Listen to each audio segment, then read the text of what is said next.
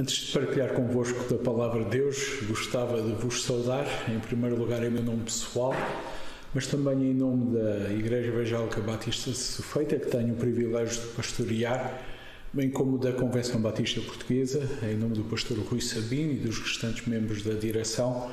Nós gostávamos de vos saudar por mais este aniversário e dizer-vos que estamos a orar por vocês. É um privilégio podermos cooperar no reino do Senhor Deus, dentro da nossa denominação. Temos alegrado muito com as notícias que temos recebido do Minho, em particular da cidade de Braga, os vossos desejos missionários. Pedimos que Deus vos abençoe ricamente e que vos possa, dando sabedoria do alto, acompanhar para que o sucesso seja atingido e as vossas estacas possam ser alargadas e o nome do Senhor Deus exaltado nas cidades e povoações aí à vossa volta. Que Deus seja convosco, é o que nós temos pedido ao Senhor Deus. Lamento esta saudação estar a ser dita em vídeo, não poder estar convosco neste dia, mas queria mesmo que vocês soubessem que tenho orado por vós, tenho desafiado, se do feito a orarmos por as igrejas irmãs e nós pedimos para que este ano que vem pela frente, este ano que estamos a iniciar, seja para a honra e glória do Senhor. É fácil nos dias que estão a acontecer, nos dias que correm, concordarmos que Deus não estava a brincar quando Jesus disse: no mundo teríamos aflições. Apesar de não vos conseguir ver, eu estou certo que todos vós estão a experimentar algum tipo de dificuldade nesta altura. Não vos conheço, alguns de vós, mas certamente todos vós já passaram por momentos difíceis na vossa vida. Alguns estão a passar esses momentos difíceis agora. Vivemos dias de pandemia, vivemos momentos um pouco estranhos na história, mas agora cabe-nos viver esta experiência. Primeiro ouvimos falar da Covid-19, estava longe, rapidamente foi-se aproximando, bem mais rápido do que nós gostaríamos, e chegou até nós. Um pequeno vírus confina-nos e afasta-nos de todos e não nos permite hoje estarmos no mesmo lugar a louvar e a bendizer o nome do Senhor Deus. A verdade é que viver uma pandemia é bem pior do que saber acerca de uma pandemia. E nós até aqui ouvíamos falar, agora estamos a viver e estamos confinados. São estes os dias que temos pela frente. E o texto que eu trago para partilhar hoje convosco, esta manhã, eu gostava de vos falar sobre 10 pessoas que viviam em confinamento. A vida deles era uma constante pandemia. Podemos abrir as Bíblias em Lucas, capítulo 17, e vamos olhar para uma história muito conhecida, do versículo 11 até ao versículo 19. Lucas 17, 11 a 19. Eu vou ler o texto na versão que tenho em mãos e o texto diz assim: Aconteceu que, indo ele para Jerusalém, passou pela divisa entre Samaria e a Galileia. E, ao entrar num povoado, 10 leprosos saíram ao encontro. Pararam de longe e gritaram: Jesus, mestre, tem compaixão de nós. Logo que os viu, ele lhes disse: Ide, mostrai-vos ao sacerdote. E aconteceu que, enquanto iam, ficaram purificados. Um deles, vendo que fora curado, voltou glorificando a Deus em voz alta. Prostrou-se com o rosto em terra aos pés de Jesus, dando-lhe graças, e este era samaritano. Então Jesus perguntou: Não foram 10 os purificados? E os outros 9? Onde estão? Não houve quem voltasse para dar glória a Deus, senão este estrangeiro? E disse-lhes: Levanta-te e vai, a tua fé te salvou. Lucas faz questão de iniciar esta narrativa, esta secção, com o lembrete que Jesus estava a caminho de Jerusalém. Jesus caminhava para a sua morte. Esta é a última viagem que Jesus está a fazer para Jerusalém. Sabemos que ele tinha um propósito. Cristo tinha um propósito de chegar a Jerusalém. E compreender isto vai ser importante no resto da história. Aquela seria a última oportunidade que os leprosos iriam ter de, porventura, estar com o Senhor Jesus Cristo. Se eles não aproveitassem esta oportunidade, certamente a história seria bem diferente. Provavelmente não seria tão bonita. O homem costuma dizer: não deixes para amanhã o que podes fazer hoje. E estes parece que foram sábios inicialmente, porque não deixaram para amanhã o que poderiam fazer hoje, isto é, o encontro com o Senhor Jesus Cristo. Lucas diz-nos que Jesus passou por o meio de Samaria e de Galileia. Esta expressão é um pouco ambígua. Nós ficamos na dúvida se Jesus terá passado pela fronteira destas regiões ou se Jesus atravessou a meio estas duas províncias mencionadas. Mas mais do que compreendermos um lugar do mapa, eu creio que, olhando para esta passagem, compete-nos destacar que, alguns pelo caminho, Jesus e os seus discípulos chegaram a um povoado, a uma aldeia cujo nome também não é mencionado. E Lucas é um pouco estranho na forma como está a escrever. Até aqui, no seu Evangelho, ele tem sido muito cuidadoso na escrita. E a verdade é que o Evangelho de Lucas é, entre os 4 Evangelhos da Bíblia, aquele que tem mais pormenores por vezes muito interessantes. Mas ele agora não parece colocar grande importância no lugar onde estavam, na rota que estavam a traçar. Foi alguns por ali. É esta a ideia com que ficamos. Uma aldeia tem o privilégio de receber Jesus na sua viagem a caminho da cruz. Agora, curioso e fora do normal é também a comitiva de boas-vindas que naquele dia vai receber o Senhor Jesus Cristo. Lucas relata-nos que apareceram 10 leprosos. 10 leprosos vieram ao encontro de Jesus. Não sei se tu conheces lepra, mas lepra era uma doença infecciosa que afeta os nervos e pele e causa danos severos e irreparáveis. A lepra é conhecida como a doença mais antiga do mundo. Há registros desta doença 1350 anos antes de Cristo no Egito. É uma doença contagiosa que pode demorar até 5 anos para o doente mostrar os seus sintomas, para os sintomas se tornarem visíveis. Ter lepra não era nem é nada agradável. Talvez não saibas e não precisas de saber, mas gostava que pudesses também compreender esta manhã que lepra é a doença física que merece mais destaque na Bíblia. E ela normalmente é tratada como uma praga. A lei, em Levítico, no capítulo 13 e 14, dá-nos um ponto de vista bíblico acerca desta doença. Havia regras para os doentes e havia regra para os que tinham sido curados. Os leprosos tinham que estar separados das pessoas.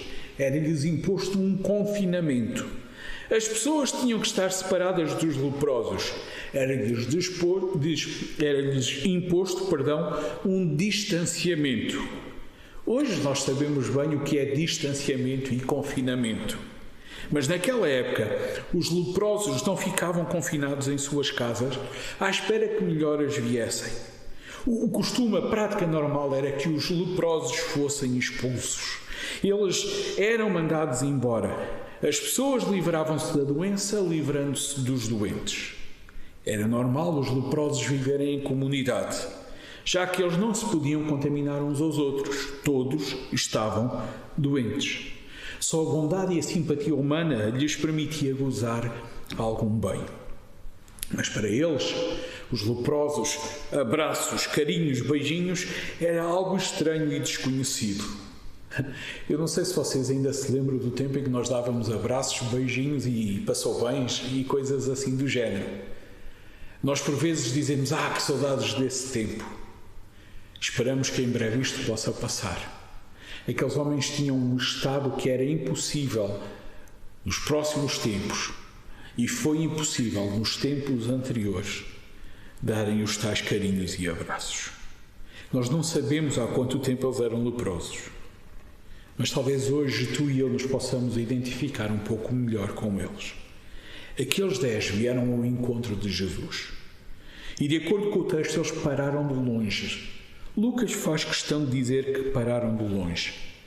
Faz questão também de nos dizer que eles vieram ter com Jesus.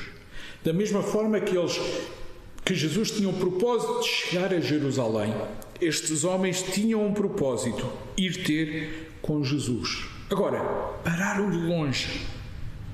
Sem o texto dizer, nós podemos afirmar que estes leprosos estavam a agir conforme a lei de Deus lhes mandava, conforme as regras de distanciamento de segurança ditadas por Deus.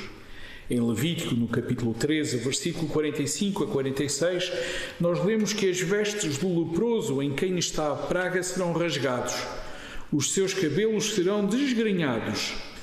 Eles tinham que andar todos despenteados. Deviam cobrir o bigode e clamar: imundo, imundo!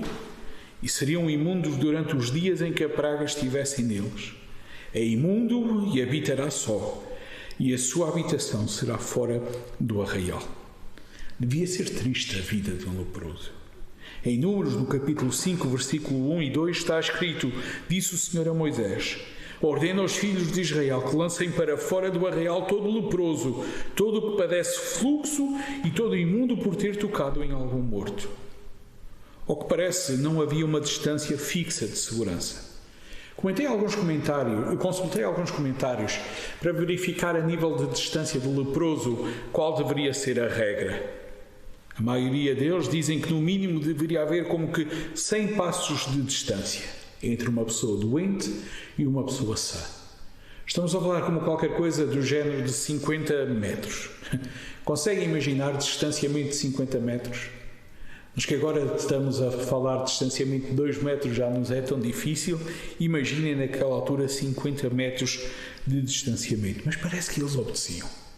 O texto dá a entender que eles pararam ao longe, e o longe devia ser mesmo longe. E não podendo aproximar-se mais, o texto diz que eles gritaram. Eles procuraram fazer o que estava ao seu alcance para que Jesus os escutasse. E eles dizem: Jesus, Mestre, tem compaixão de nós. Surpreende a forma como eles falam sobre Jesus. Eles chamam Jesus de Mestre. Este era um termo respeitoso. Mostrava que eles, apesar de doentes, conheciam a fama de Jesus. O texto no original é literalmente a expressão que eles falam é um pouco curioso.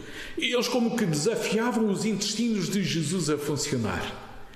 Os antigos pensavam que os intestinos seriam a fonte das emoções. E a verdade é que normalmente em tempos difíceis os primeiros a desarranjarem-se costumam ser os intestinos. Aquela expressão, com o tempo, ganhou um novo significado e passou a ser usada para descrever compaixão, amor, simpatia, afeição, misericórdia. Algo com origem no interior que se pudesse fazer sentir no exterior. Era como se eles estivessem a gritar: Jesus, sente algo por nós. Que o teu interior se comova ao ver-nos. Eles estavam a ser sábios. Faziam o que estava ao alcance deles. Eles tinham uma dificuldade e, no meio dela, voltavam-se para Jesus. Permite-me uma pergunta. Para quem te tens voltado? Para quem tens ido? Para quem tens olhado? Por quem tens procurado? Creio que seríamos sábios se limitássemos neste aspecto estes homens que se voltaram para Jesus. Aqui, sem dúvida, eles foram um exemplo. Pedindo nada, eles pediram tudo. Mestre, tem compaixão de nós. Jesus como que estava a ser desafiado a agir, mas sem ser ordenado a fazer o que quer que fosse. E eu creio que aqui temos outra atitude sábia. Aqueles homens que obedeciam à lei colocavam a sua confiança no Senhor Jesus Cristo e esperavam que Ele fizesse o melhor por eles. Sabem, vivemos dias em que as pessoas quase que ordenam Jesus aquilo que Ele tem que fazer. Vivemos dias em que as pessoas ordenam Deus à sua ação em nome do Senhor Jesus Cristo. Esta atitude eu creio que é mais correta. Esta atitude é a atitude bíblica. Mestre, tem compaixão de nós. E chegamos ao versículo 14. E eu gosto do versículo 14. O texto diz: logo que os viu, Jesus lhes disse. Primeiro Jesus viu. Jesus tem-nos visto. Nós temos procurado a sua atenção. Sabem, estou há pouco tempo a viver na cidade do Porto. Até mudar para cá e vivi vários anos a 200 metros da casa dos meus pais. Sabem, durante os anos que vivi bem perto da casa dos meus pais, com tristeza vos confesso agora que normalmente eu só os via aos domingos quando íamos à igreja e depois regressávamos e íamos almoçar à casa deles. Por norma, estávamos muito perto, mas víamos-nos muito pouco. Curioso que agora vivo a 100 km de distância e quase diariamente falo com eles. Não quer dizer que eu agora os amo mais. Talvez agora a distância tenha colocado em mim um desejo maior de falar com eles e garantir que tudo está bem. Estou-vos a dizer isto para vos dizer que lamento muito as oportunidades que perdi. Só porque estava perto, eu tinha como garantido que tudo estava bem e sentia-me tão ocupado com tantas coisas para fazer que nem tinha tempo para uma pequena visita. Se fosse necessário, eu sabia que eles estavam lá e se fosse necessário, eles sabiam que eu estava lá também. Muitas vezes nós comportamos-nos assim com Deus. Estamos perto, mas longe. Sabemos que Ele nos ama, sabemos onde Ele está, mas estamos tão ocupados para irmos ter com Ele, para gritarmos: Jesus, tem misericórdia de nós. Igreja, escutem com atenção. Nós precisamos que Jesus nos veja. Não é Jesus que precisa de nos ver, somos nós quem precisa que Jesus nos veja. Diz-nos o texto que depois de Jesus os ver, Jesus falou. E sabem, eu creio que ainda hoje Deus fala. E nós precisamos que Jesus fale connosco também. Eu creio que hoje em dia Deus fala principalmente através da sua palavra. Quer em pregações, quer em tempo devocional. A pergunta que se coloca muitas vezes é se nós temos tempo para ouvir o Senhor Deus. De que forma é que nós valorizamos a sua palavra? Sabem que infelizes somos quando nós estamos tão perto, mas não vamos ter com Ele. Miseráveis somos quando estamos demasiado ocupados para ouvir a sua voz. Naquele dia parece que Jesus como que vai trabalhar por Wi-Fi. Ao longe, sem nos tocar, Ele diz, vão-se mostrar aos sacerdotes. Perguntamos, mas porquê é que Jesus disse isto? A verdade é que, de acordo com a lei, teria que ser o sacerdote a declarar que eles estavam limpos, a passar o atestado de limpeza, de pureza. Sem esta declaração, aqueles leprosos continuariam em confinamento.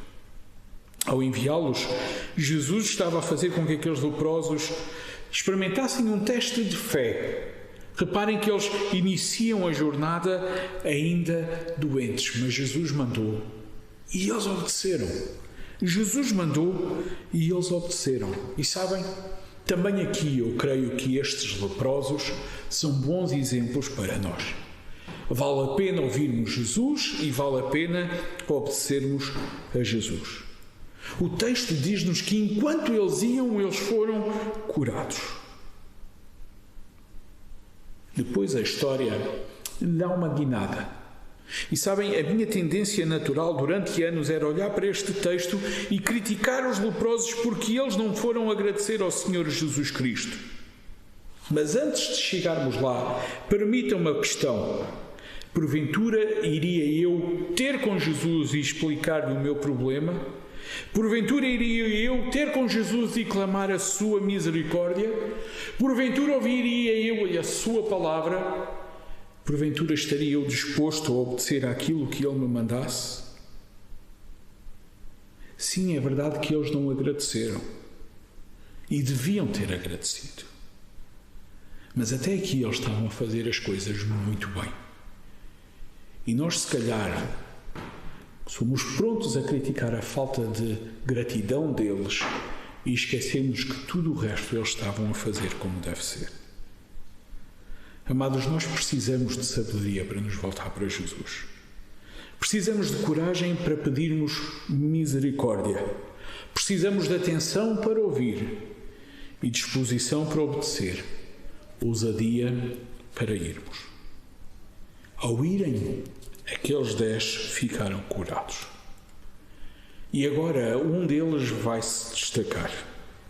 Um deles, ao ver que estava curado, volta louvando e glorificando a Deus em voz alta. Ele regressa até Jesus e o texto diz que ele coloca o seu rosto em terra e dá graças. 10 foram em petição. 1 foi em gratidão.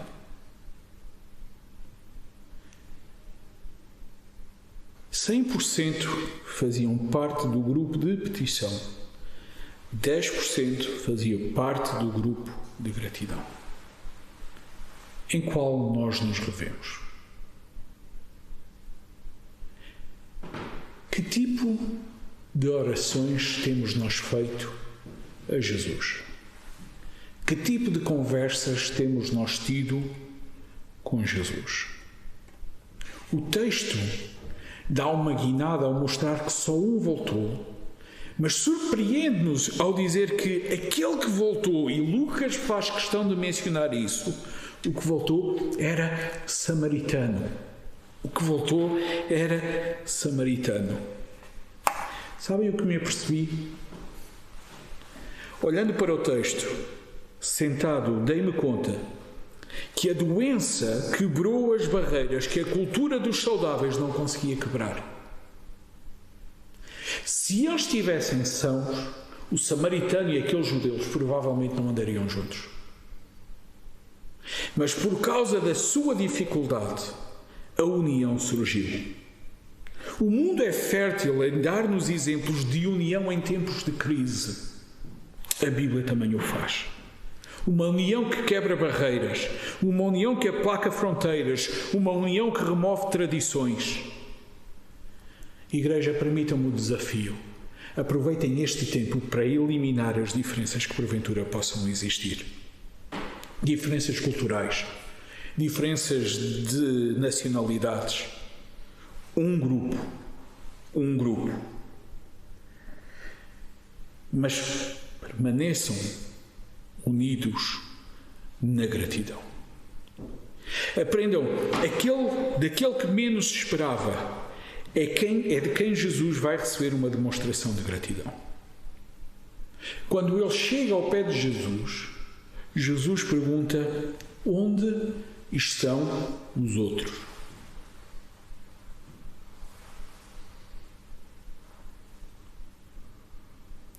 Não terá feito Jesus esta pergunta algumas vezes nos últimos tempos? A olhar para nós como igreja, mesmo que dispersos, mas não unidos, a agradecer? Aquele samaritano fez a Jesus o que os outros deviam ter feito.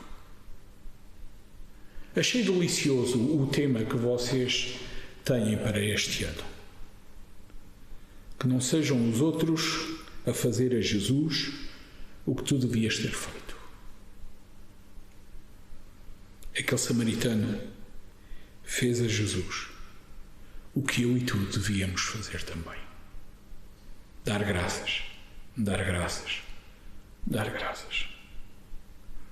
Esta manhã, ao ouvir até vós com a palavra de Deus, eu gostava de vos desafiar a voltarmos para Jesus. Este é tempo em que precisamos de estar de olhos voltados para Cristo. Precisamos de clamar a Deus.